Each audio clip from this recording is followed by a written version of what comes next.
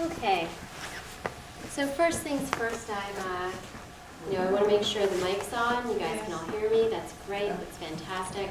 And so we had a little problem with the lighting, and that's just fine, because what I think we should do is that we're a small enough room that we can actually have a genuine conversation about what it is I have done with my research, what this book is, where it came from, and what I think it teaches the world about international security, about some of the most pressing challenges that we face today, and then some lessons and some hopefully opportunities for peace as well.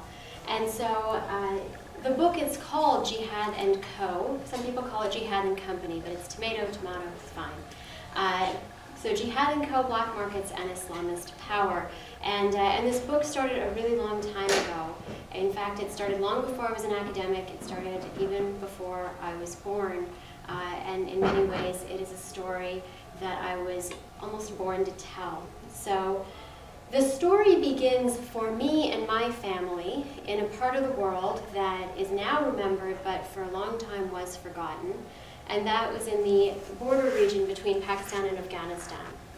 And that troubled border region that gave birth to so many security problems that so many of us today even continue to see on the news, that we are affected by, that our security forces continue to be concerned with. That troubled border region where the Boyle family was recently rescued, a Canadian family that had being kidnapped by the Haqqani faction, a faction within the Taliban network. My family are from a part of the world from a city called Peshawar, which is on the border it's on the border inside Pakistan next to Afghanistan.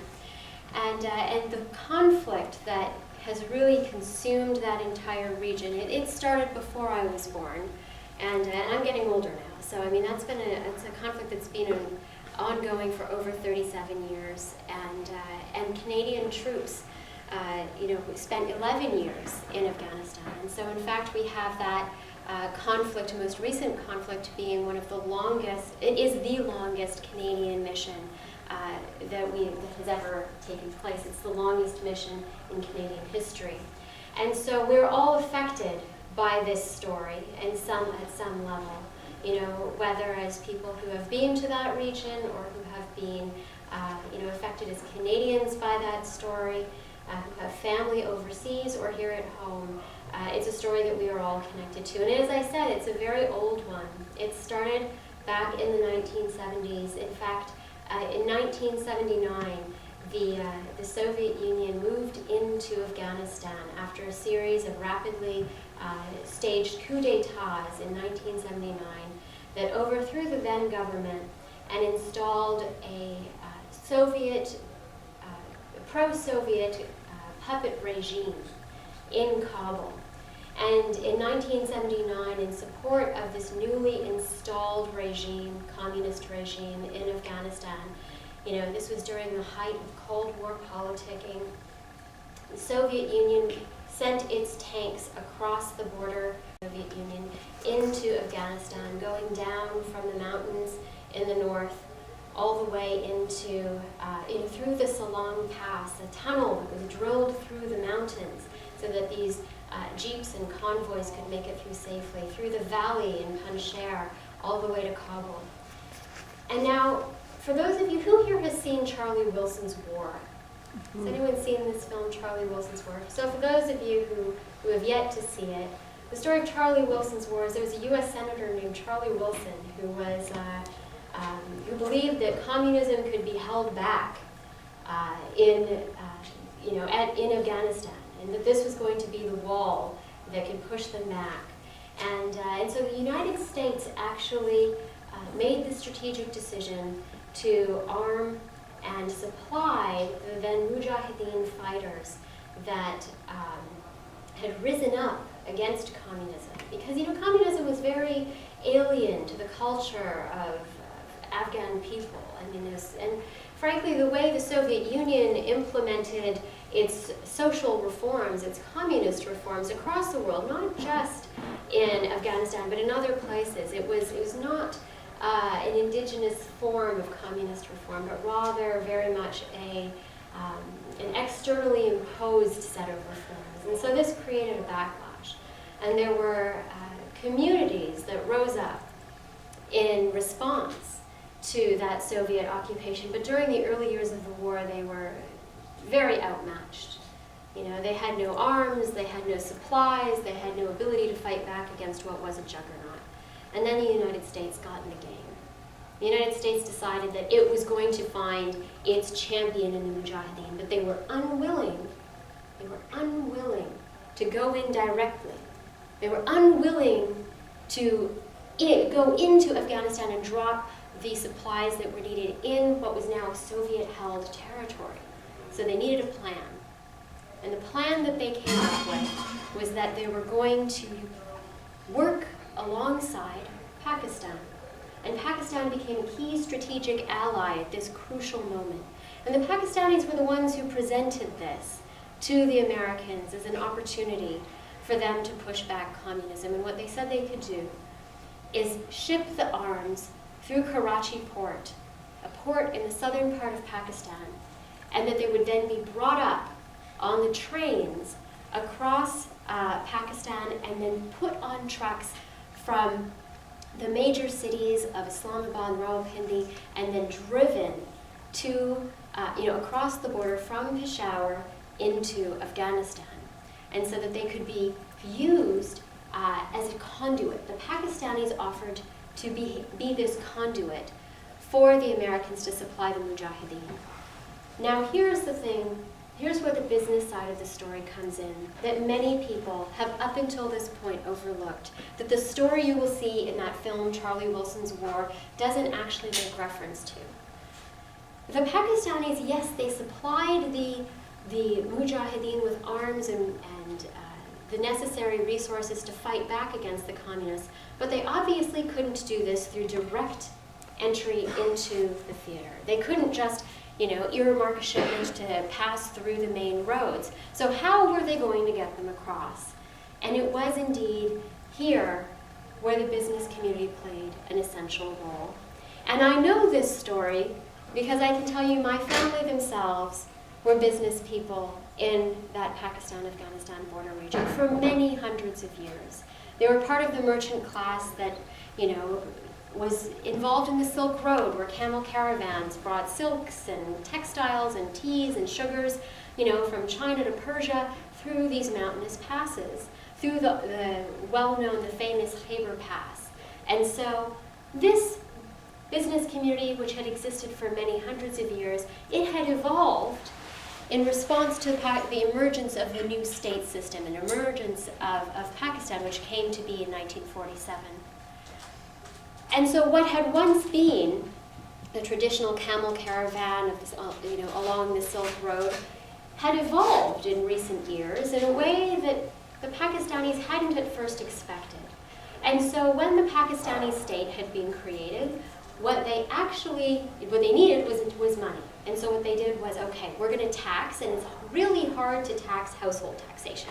That takes a lot of government infrastructure. So one of the things that new states tend to do is they tax at the port. So they're going to tax major ports like Karachi port. Now that actually really irritates people who are not used to paying taxes, and new taxes never go over well with any constituents anywhere. And so that classic trading community quickly became a smuggling community that had developed a special savvy for moving goods across the border from Pakistan into Afghanistan and bringing them back from Afghanistan into Pakistan to sell duty-free in Pakistan. They developed a particular knack for moving things across that rugged mountainous pass, through which the Khyber Pass traverses. And so it was not just the Pakistanis who could move the goods, the arms across the border, but they needed to make an elite pact with those members of local communities who knew how to get these arms and supplies across the border. And so, indeed, they needed the help of the smugglers. It was not alone that they could then move the weapons to the forward service bases that the Mujahideen occupied in the tribal areas. They needed to know, how does the donkey pass over this mountain pass to get these goods to the appropriate destination? if I can show you my photographs, which maybe by the end of this I can take you through the slides, just so you can see these parts of the world that otherwise I'm just telling you about. So, maybe at the end I'll be able to, we'll turn off the lights and we'll have a look at these places. But to move these goods across a border, you need to, in a way that the Soviets cannot detect, because at that time the Afghan equivalent, the Jihad, which was like the KGB in Afghanistan, was very much hunting for where are the weapons coming from the Americans, how are they getting into the theater. So it was essential for them to secretly move them across that border. And this is where the business community, I remember as a child in Peshawar during the 1980s, the city was awash with weapons. It was absolutely flooded with weapons because it became this epicenter for the movement of military supplies into Peshawar and then across the border. And so important was Peshawar at this time that all of the leading Mujahideen forces that were fighting against the Soviets were nicknamed the Peshawar Six, because they would all come back through those rugged mountain passes across the border and meet with the ISI, the Pakistani version of the CIA, so the Pakistani intelligence community. They would meet them at their offices in Peshawar, making sure that they could barter for supplies and weapons and ammunition that they needed to then use and go back across the border. And when I say that it was awash with arms, I mean really you could buy a bazooka for $50 in the market at that time. There were more weapons than there were pretty much anything else. And that was because also, so flooded did Afghanistan become with weaponry that all of the leading Mujahideen commanders would actually barter weapons in the bazaars in order to acquire other types of goods. Because you also need sutures and medical supplies and blankets and other things to sustain your war effort. And so this story that I'm going to tell you today is about this intersection between the war and business life that has in fact defined the entire landscape, not just of Afghanistan, but it has given birth to processes that I've borne witness to in other parts of the world. I'll talk to you about Somalia, I'll talk to you about Mali, even Iraq and Syria. And so what we see in this militarization of business life as war emerges is what we call in the scholarship a war economy. And what I'd like to put forward to you today is that what I bore witness to in those early years when the Mujahideen were just starting to push back the Soviets actually set in motion a set of processes that eventually culminated in the rise of Islamist power in Afghanistan. And then I witnessed those similar processes taking place in Somalia, in Mali, and elsewhere. And so what exactly took place after the Soviets 1989, they pulled out of Afghanistan, and there was this moment of elation. There was this moment of elation that this tiny ragtag group of fighters had managed to push back, a superpower, that they had defeated the Soviet superpower, and then everybody the next day forgot about Afghanistan. It was done, and the money dried up. The supplies from the United States dried up, and there was a transformation, complete transformation in the political landscape. There was an attempt at an interim government led by a former communist named Najibullah, which quickly fell to pieces, and Najibullah was in fact eventually killed. Quickly fell to pieces, and those Peshawar Six that I told you about, who were all working together to push back the Soviet Union, once they no longer had that foreign force that was unifying them, once they no longer had that, they turned on each other in a way that proved to be utterly devastating. And so Kabul became a battleground between the Peshawar Six, who were shelling the city to rubble.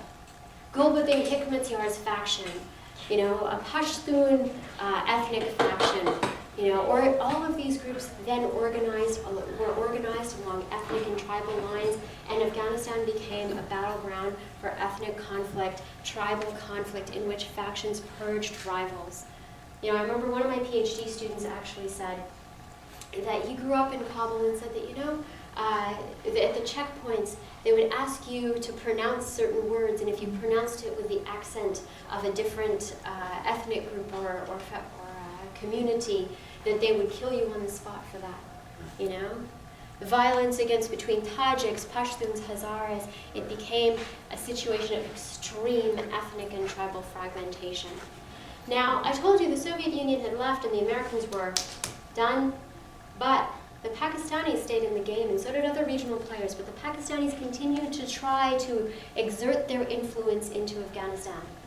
And so throughout this Civil War period between the 1990s and 1992 and 96, Pakistan was not hands-off. And so many people will say, oh, the reason the Taliban came to power is because the Pakistanis backed them. Let me tell you, the Pakistanis were also very much involved in sponsoring other factions, and they even had a favorite. They had a favorite in Gulbuddin Hikmatyar. They thought, he's a Pashtun, he's seemingly Islamist, maybe we can back him. He failed to win the war. And we have so many heavily entrenched warring factions at this crucial moment, none of whom could win, resulting in a bloody and devastating civil war stalemate, in which bodies were stacked in the streets. Each of these factions was engaged in ethnogenocidal rape campaigns, devastating level of violence, and the world was done because they had done their job, the Afghans had done their job, and the Americans felt that they had served their purpose in pushing back the communists. And so it was a civil war at a time when many civil wars around the world had erupted. In the immediate aftermath of the Cold War, in the early 1990s, it was a period in which there were a number of brutal civil wars as states fell. And so in Afghanistan, once again, the state had fallen. We had seen a high level of ethnic and tribal fragmentation. The rape campaigns had, offended the moral sensibilities of Afghans across the countryside. And then here is the business story. Now here is the logic that my book highlights that takes place around the world. I have now set the stage for you of what it looks like to be living in the midst of civil war. And most of us, when we think of these places, we imagine the poverty, the destitution, the people living in refugee camps, and absolutely that is true. I myself have seen Jalozai refugee camp where there were hundreds of thousands of people concentrated along the Pakistan-Afghanistan border. I have slept in Dadaab camp on the Somali border, in which there were hundreds of thousands of Somalis who were living in this really, really congested space, brutal hot sun during the day and very cold at night. I recently, about a year ago, was in the Bekaa Valley along the Syrian border, where there are a million shell-shocked refugees who had just come across, who had been fleeing ISIS and the Assad regime's terrorism. And so absolutely there's a story of poverty and devastation. But the story that most people miss is the story of wealth and opulence. Because when I told you about that business community that was an essential part of moving goods across the border during the time of the Soviets and during the time of the Civil War, I am not talking about small money. I am talking about multi-million-dollar industries that thrive in the context of chaos. There are elites who, if you know how to play the ground, you can do exceptionally well in both licit and illicit business. And so the business people who I've met around the world, they trade in both the guns and the drugs, and also in the textiles and the sugar, depending on what is profitable on that given day. And so a hidden player in the middle of this story are those business elites who no one notices and pays attention to because they themselves are not the political players on the landscape. They are simply moving goods from point A to point B. And so now how do they fit into this civil war that I just told you about amidst the rape campaigns? Well, let us imagine that we are there. Let us imagine that we are people who move goods from point A to point B in the middle of political chaos. And I see one of my students sitting in the back there, so I'm looking at Lucas.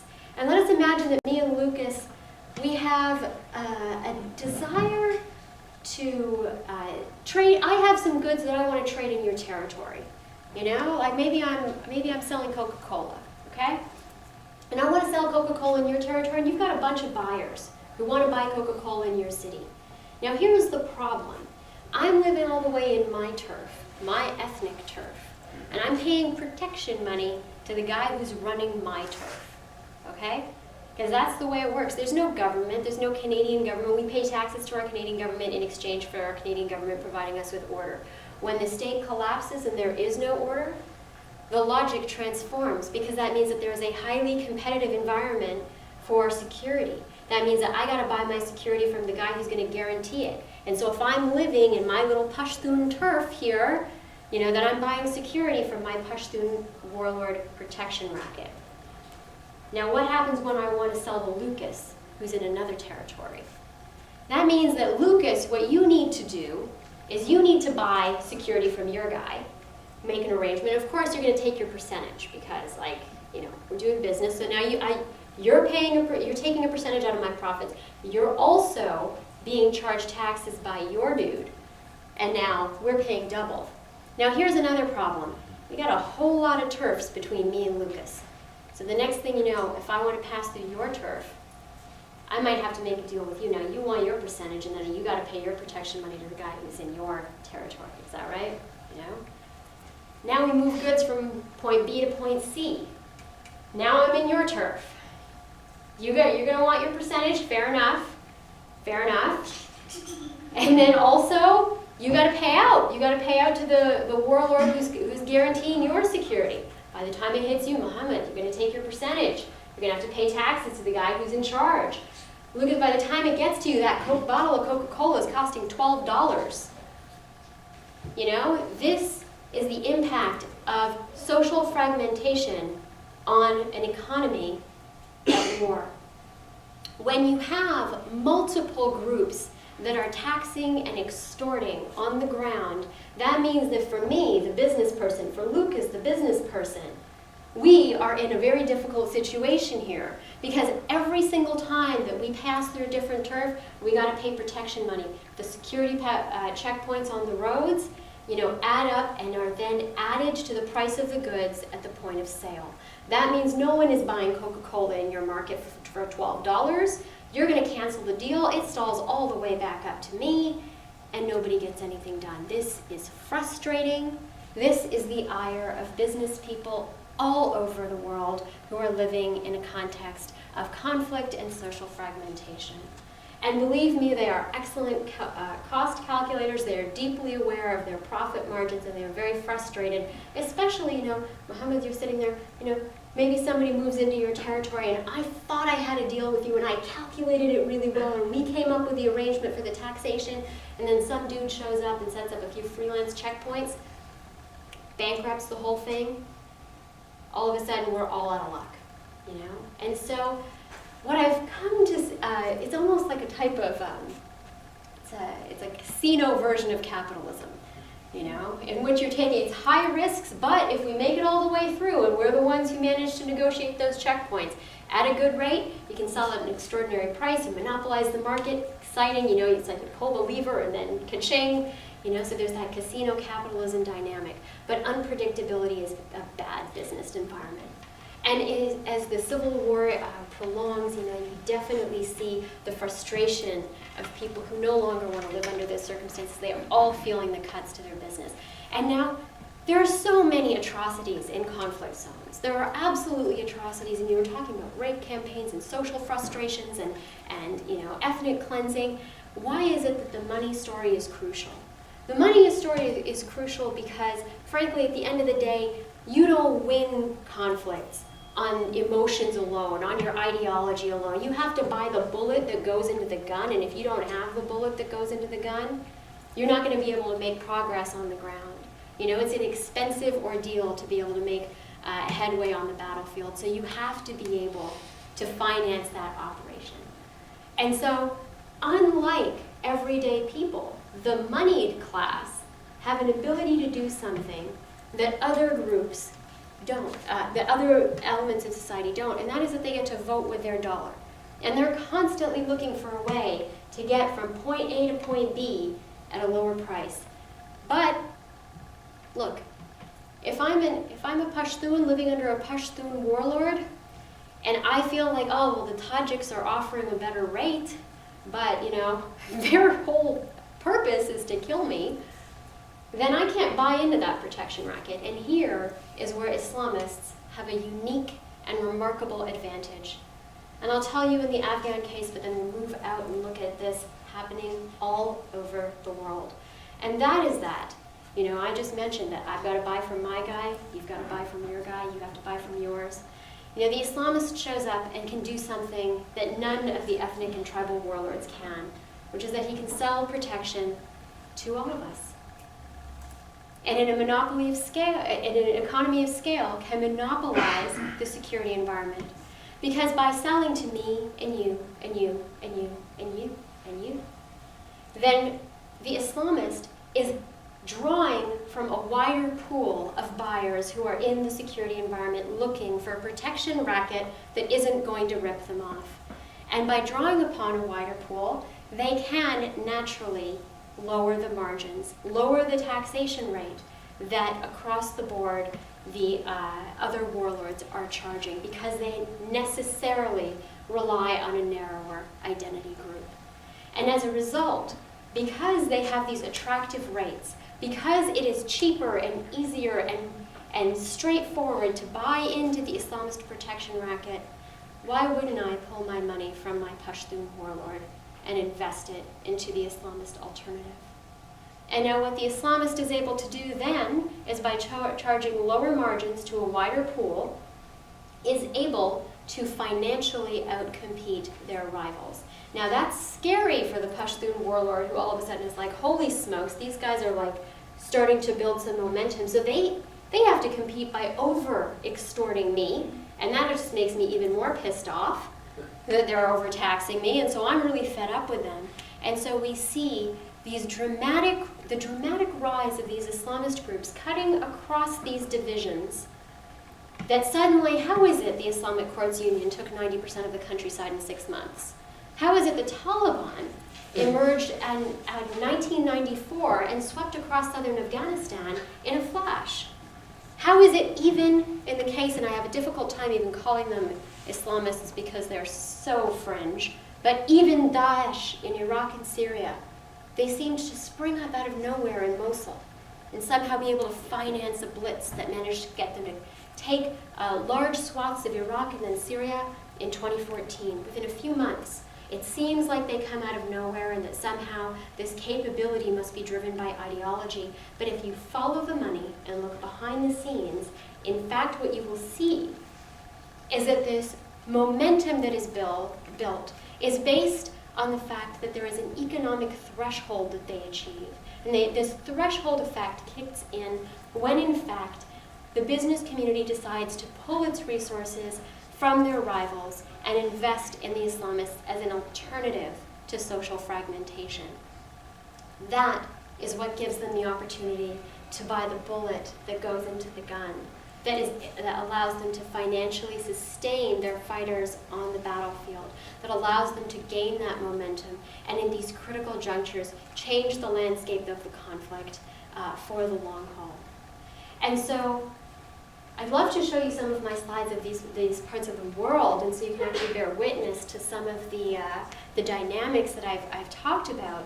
But it is in fact that logic that allowed for the rise of the Taliban in Afghanistan, the rise of the Islamic Courts Union in Somalia. One of the quotes on the slides that I'll show you is in fact, what it says is one of the chief business people who was the head of a major market in Mogadishu told me, Aisha, for every $100 that we were forced to pay to the warlords, we could give $35 to the Islamic courts to remove them. If you think about those kinds of margins, moving goods from point A to B to C to D, all of a sudden you have a one-stop shop. I remember speaking to it was an expert who's been doing work on the ground in Syria, Yazid Sahe, from Carnegie Institute in Beirut. He had been tracking this evolution in Syria and Iraq for some time, and he said, look, there was just such a level of frustration. I quote him specifically in the book, but he's saying there's such a level of frustration in Syria about having to pay off at every, several hundred meters that, you'd have to pay this guy and then the next guy and then the next guy. The people were relieved, the business class was relieved at the idea of pay one time and you're done. And so in the context of Iraq, indeed, it was during the Maliki government that was primarily Shia-dominated, in which there was a large understanding that the Sunni tribal communities in the north and west of Iraq had been excluded from opportunities, that the army, the Iraqi government's army, which predominantly represented the Shia interests in Iraq, they were not only taxing, they were forcing this taxation, and there was an element of the business community being fed up. And so once again, before Daesh, and this is always crucial that it is before the rise of these groups, they were able to make an elite pact, ties with the business class that were fed up and frustrated, saying, look, you buy into our option, we lower your costs, we simplify the game. We simplify the game and clear these checkpoints. Coming back to Afghanistan, which is really a story in which that started this entire global phenomenon. The Taliban, in the early 1990s, one of their first mandates was to clear checkpoints. Now, who here has ever heard the story of the rise of the Taliban in terms of the kidnapped girls? Has anyone heard this story? Oh, yes. Well, Lucas has heard the story because Lucas has read the book. So. Was that the fake one? Sorry? Was that the fake one? I don't know. Well, there is an element of it being fake, but I'll tell the story for those who haven't heard it. So there's the classic fable of how the Taliban came to power in 1994, which spread far and wide across Afghanistan, especially in the south. And this was during the height of the Civil War, when there were many atrocities committed by the warlord factions, the tribal factions, ethnic factions, against, not only even girls, but also boys. But there's a lot of sexual violence during that time. And once again, for the sensibilities of Afghan people, this is a really, truly shameful type of violence. And so, as the legend goes, in a village in rural Kandahar province, there was a particularly nefarious commander who was known to do these sorts of things to girls, who picked up a teenage girl off the side of the street and kidnapped her, and his men were gang raping her in their compound. And the villagers were so distressed by this that they went to a local mullah, a local Islamic teacher, and said, you are supposed to be a pious person. How could you allow something like this to happen? That these atrocities are happening to the girls of Afghanistan. You're not doing anything about it. And this pious teacher decided, oh, well, we must rise up. And so he collected a group of his students, his talibs, his Taliban, and said, let us go and free this girl. And that mullah was Mullah Omar of the Taliban, who then became the grand leader of the Taliban. And so Mullah Omar gathered a group of his students, about 30 of them, and they had only 16 rifles between them, so very under-equipped. And yet, on pure passion, they stormed the compound, they freed the girl, they killed the commander and hung him by the barrel of a tank and paraded him through the streets to say, this is what will happen to you if you touch any of Afghanistan's girls. And so, of course, this story that then spread through the rumor mill, went far and wide like a Robin Hood story. And I can tell you that I spoke to members of the original Taliban movement who were there at the time. And so when you asked me if it was fake, it was much more bleak. It was real. And so what they told me was that they attempted to do this. But what really happened was that they did not rescue the girl, that they found her badly damaged remains, and that the commander was killed at some point later in a much less spectacular fashion in a future battle, but that the real story was much more like the everyday of war, which was no heroic rescue, no great liberation, no parading anyone through the streets, another, victim in an unmarked grave, barely recognizable by her family. But I think about that story because, that's not a story that inspires a revolution, People seek out hope. And so they are going to create the story that they want to hear. And so when you asked me about whether or not the story was fake, the story was as real as people wanted to make it in that moment. And so that is the legend about why the Taliban came to power, and the legend that they themselves needed to believe that they were going to be great saviors. And it's repeated in some of the literature. I mean, Ahmed Rashid's classic book, Taliban, makes reference to this story. And, Mullah Abdul Salam Zaif also, referenced it in a more, the authentic way that I referred to just now in his book, My Life with the Taliban.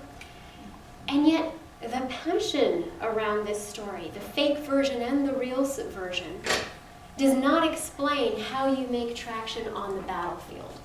Because at the end of the day, it is not ideology alone or passions alone that win wars, but if you do not, once again, 16 rifles and 30 people, if you do not have the actual material hardware to win, then the tide doesn't turn in your favor.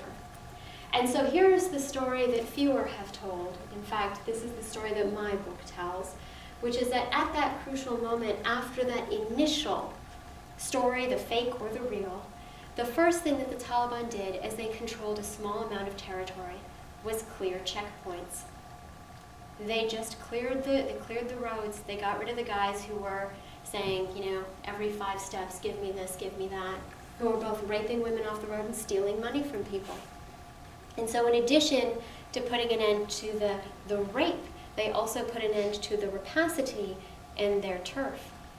And by doing that, by clearing the checkpoints, that immediately tells us as the business people who want to move goods from point A to point B, this is a nice option because they are not extorting me every 5 feet.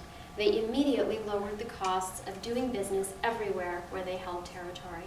And it was therein that the business community, particularly some members of the elite who were very frustrated with the costs of doing business, it was therein that they made the decision that they were going to invest. Quietly at first, but very systematically. Giving them the resources to take other key territories. In fact, they moved on to an area where they knew it was a trading bottleneck. And so within the first few months of their existence, the Taliban organized to take a key stronghold that Gulbuddin Hikmatyar, a fellow Pashtun, but an ethnic Pashtun who was fighting a war primarily based on ethnicity, his faction had been largely extorting resources from this place called Spin Boldak and the border with Pakistan, between Quetta and Kandahar. It's along that strip. And so, by this point, the Pakistanis were still in the Gulbuddin Hikmatyar game. That was their guy. They were backing him, giving him money and resources, hoping he would win the war. And this new Taliban movement, which just a few months before not even existed, made the strategic decision, because the business community had begun to sponsor them, that they would clear those roads, and particularly take Spin Boldak from Gulbuddin Hikmatyar. They made the move, and I got to tell you, it looked like they would, you would imagine that they would be outmatched. Newcomers to the game. Gulbuddin Hikmatyar had been fighting from the Soviet era, one of the strongest of the Peshawar 6 factions. But it was during that point that the business community not only backed the Taliban to take that key location from Gulbuddin Hikmatyar, but when they did, and they succeeded in doing so, they rewarded them with a large sum of money in order to say, thank you for doing this, keep going. And it is only by looking at that economic story that we see past the emotional, the hyper-emotional narratives, both the myths and the legends and the truth behind it, to see how is it that this group of fighters who up until that point had been unknown to international players were able to compete against those who had a high level of support by external forces.